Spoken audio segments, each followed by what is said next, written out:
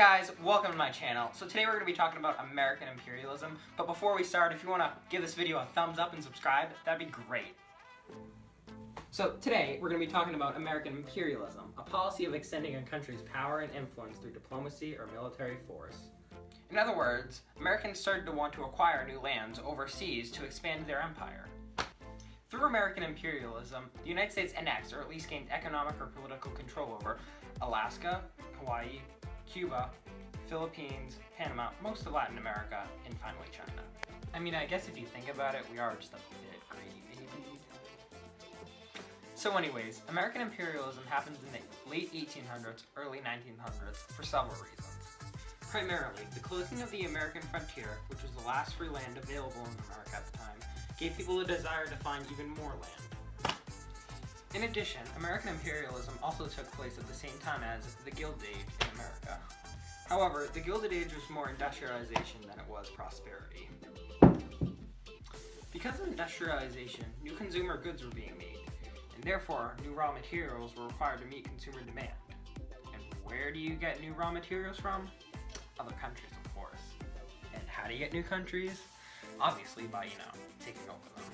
Also, because of industrialization, there was a lot of unhappiness at home, from all those many problems that the Gilded Age caused. There was a lot of people resorted to seeking to imperialism to, try to relieve the pressure at home. Finally, after the country's economy was left in ruins after the Panic of 1893, bankers and investors sought new areas just to help fuel the American economy, so they could. Now it's time to get into more of the specifics of how American imperialism helped shape America back then.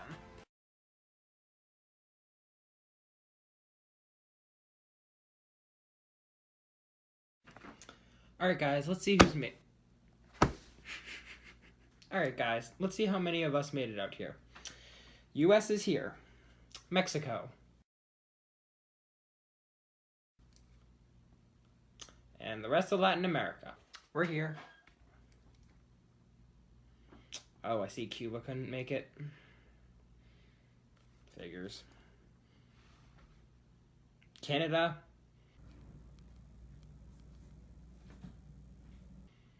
Well, that's gonna be expected. They like peace. Okay guys, let's start off by talking about territorial claims. I say when an American country defeats another American country, there should be no land conquest. We are the Western Hemisphere, and we need to start working together. Does that mean I get the Mexican cession back? Yeah, nice try. Speaking about that war you guys fought in, we should try a new system to arbitrate wars before they start. I like that idea. It's better than having to kick Mexico's butt again.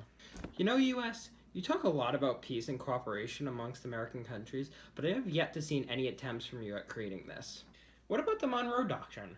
We use that to defend Latin American countries from being conquered. Tell them, Latin America. Well, you guys haven't exactly used it, though. Alright, you know what? Many months later. Okay, so are we all in agreement? For now. As you can see, better cooperation between American countries existed after the Pan-American Conference. Not only did the Americas agree to end conquest amongst themselves after war, but they also established better trading conditions between the countries. This led to the United States economy obviously being boosted with the new trading routes. Furthermore, a system of arbitrating disputes between countries, or mediating the situations, was established instead of going straight to war and demolishing each other. The Pan-American Union eventually led to the organization of American states. This is similar to the Pan-American Conference as it continues to help establish good relationships with Latin American countries.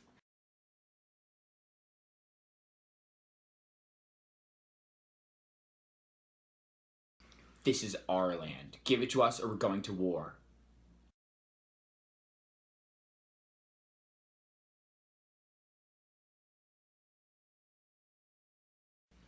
Stupid America. I'll back down this time, but only because I still want to be friends with you.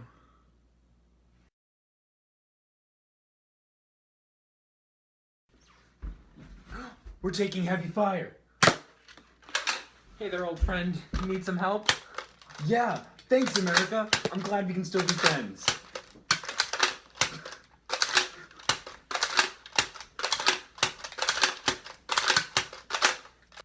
So in this very instance here, the US and Britain actually put aside their differences from like the War of 1812, the Revolutionary War, and they decided that they'd become friends and work together in the future. So when World War I hits, Britain eventually called on the US for help, and they came. And this overall started a positive relationship between the two, one we still have today.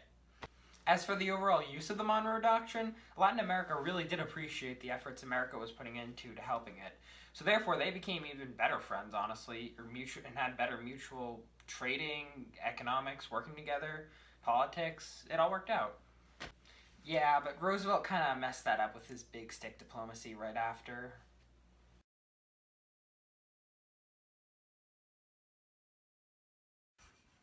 Now, when Theodore Roosevelt said he'd carry a big stick, he didn't actually mean he was going to carry a big stick. This was his way of imperializing new lands. He'd negotiate peacefully, but do it with military force if he had to. Now, a prime example of him displaying this is Roosevelt's corollary to the Monroe Doctrine. So the corollary stated that if a Latin American country was in debt to a European nation, the U.S. would occupy and control the Latin American country until its debts were paid off. See, if Roosevelt didn't put this into effect, then the European countries would just march on over to the Latin American countries, blockade them, and possibly go to war just to get their debt paid off. And the problem with that is, the Monroe Doctrine strictly prohibited European countries from interfering in Latin America, so the United States would obviously have to intervene. But you see, the problem with that is the U.S. is friends with Britain, so they would essentially be going against another friend just to save another friend, and they didn't want to do that. So a prime example of this happening is the Nicaragua crisis in 1902. Nicaragua was in debt to Great Britain, and Britain was threatening to use force unless Nicaragua paid off its debts. But obviously the U.S. and Britain are friends, so the U.S. didn't exactly want to protect Nicaragua. So the U.S. blockaded Nicaragua using gunboats and ships and took over their ports until all the debts were paid off to Great Britain. Now, although this did help U.S.'s relationship with Britain, it really kind of severed its relationship in general with Latin America, because they saw this as an American threat to them. Like, America's supposed to be here helping them with the Monroe Doctrine, but here they are using gunboats, blockading them, and going against everything they said they would do previously. Nice going, Roosevelt. Another one of Theodore Roosevelt's big stick's shining moments was when he decided to build the Panama Canal in, well, Panama. So here's a quick summary of what happened with the Panama Canal.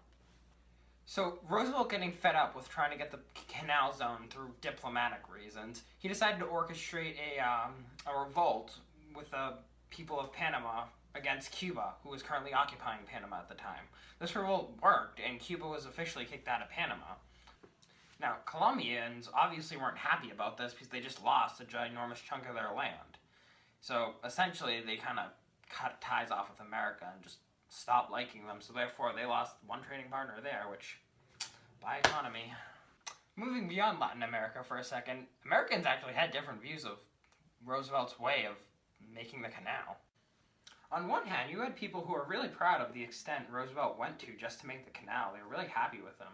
And on the other side, you had people who were really disappointed in his methods of doing so, like the revolting Panama and just the sheer extent of the amount of people they had and all that just to get a new trading route.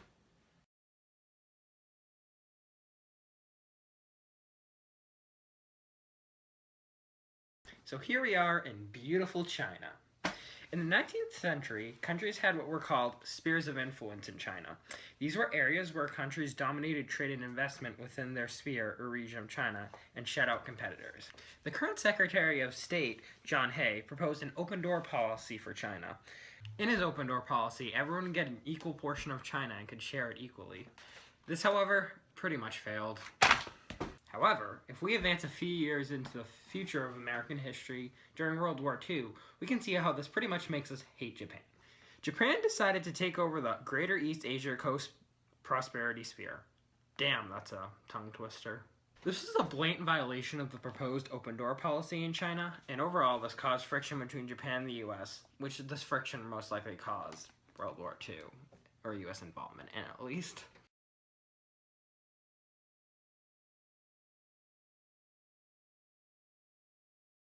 So continuing the trend of Japan hating us, The Russo-Japanese War actually drove American citizens against Japanese, and vice versa. So America thought it would try its new arbitration method of solving wars when Russia and Japan actually went to war. They sat them down at Portsmouth, New Hampshire, and mediated the situation.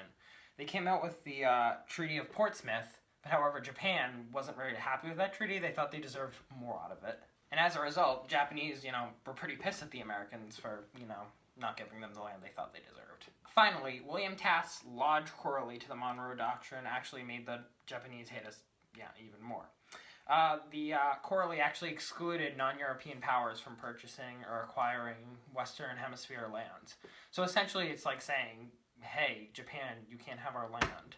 And obviously, Japan's going to get pissed at that. So all these reasons pretty much offended Japan, made them hate America, and that's essentially why Japan kind of bombed us at Pearl Harbor and how we got into World War II. Alright guys, I think that's all the time we have today. I hope you enjoyed. Make sure to leave a like, rating, and subscribe, and I'll see you all next time.